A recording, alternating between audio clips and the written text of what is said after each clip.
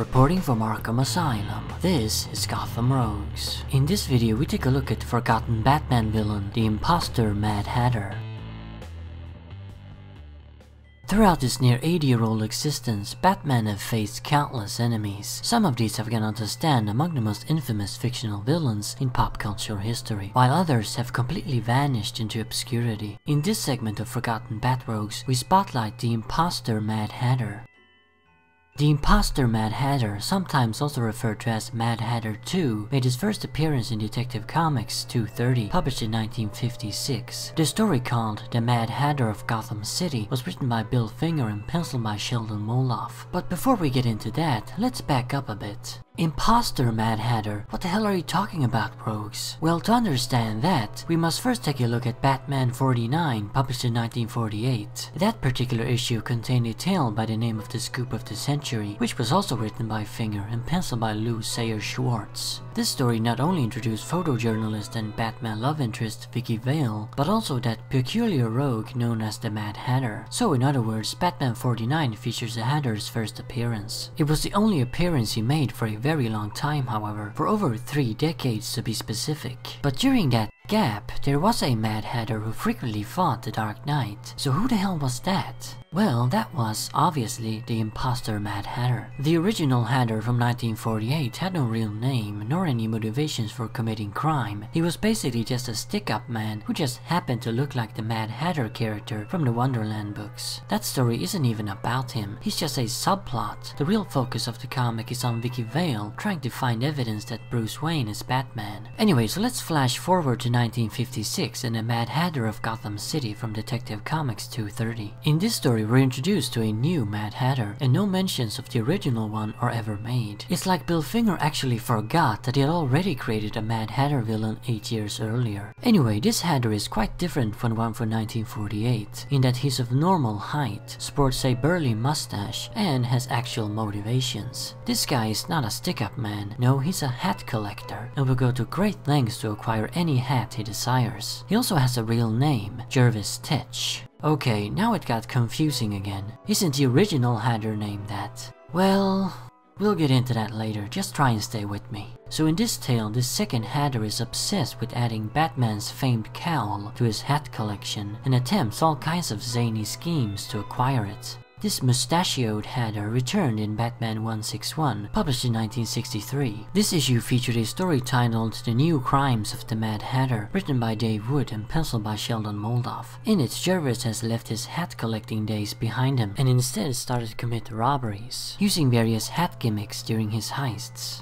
The character returned again in Batman 201, released in 1968. The story was called Batman's Gangland Guardians and featured the writing of Gardner Fox and the pencils of Cheek Stone. In this one, the Hatter and a whole slew of other rogues ally under the Penguin's command and secretly aid Batman in combating a new powerful crime syndicate in town, threatening to run the crooks out of business. After this issue, Mad Hatter 2 made a few cameo appearances until he starred as the main villain once again in Batman 297, published in 1978. The story, called The Mad Hatter Goes Straight, was written by David V. Reed and penciled by Rich Buckler. In this tale, Jervis has grown bored with crime and recalls that his initial obsession with hats as a child stemmed from playing in his father's hat store, wearing the various headgear and pretending to be all manner of historical heroes, like sheriffs of the Old West or swashbuckling musketeers. Jervis now realizes that it was heroism he longed for all along, not villainy, and decides to become a hero to Gotham City instead. Of course, knocking off his old habit of stealing is not as easy as he thought. Now, it was after this appearance that everything got all mucked up. In 1981, with Detective Comics 510, writer Jerry Conway decided to bring back the original Hatter from 1948. In this story, a Hatter who resembles the first one, albeit taller, appears in Gotham and claims to be the real Mad Hatter. He explains that he's been in an asylum, not Arkham though, ever since his first encounter with Batman, which is said to have taken place over a decade ago in the story, referring to the 1948 comic. According to him, this mustachioed guy is an imposter who stole his identity, including the name Jervis Tetch. This original Hatter also informs us that he's done away with the imposter and is now back to reclaim the Mad Hatter title. This wasn't quite the end for Jervis Tetch number 2 though, as he returned one last time in Detective Comics 573, published in 1987. The story was called The Mad Hatter Flips His Lids, and it was written by Mike W. Baer and penciled by Alan Davis. This one seems to totally disregard the return of the true Tetch, even though at this point he had been accepted as a proper member of the Rogues Gallery after making numerous appearances. Anyway, it's a fairly simple tale where Jervis too is rehabilitated and released from Arkham, only to fall right back into crime immediately. Since then, we have gotten a few cameo appearances from the character, but he's been largely forgotten and completely replaced by the first Hatter. The Imposter Hatter is perhaps most well known for appearing in a couple of episodes of the 1960s Batman TV show, where he was portrayed by actor David Wayne. Of course, at the time, it had not yet been revealed that this version was a phony, so the character was treated as a proper Hatter on the show, just like he was in the contemporary comics. He was also featured in the comic series from a few years ago that was based on the 66 TV show continuity. Naturally, Jervis number 2 also made several cameos on the Batman the Brave and the Bold cartoon.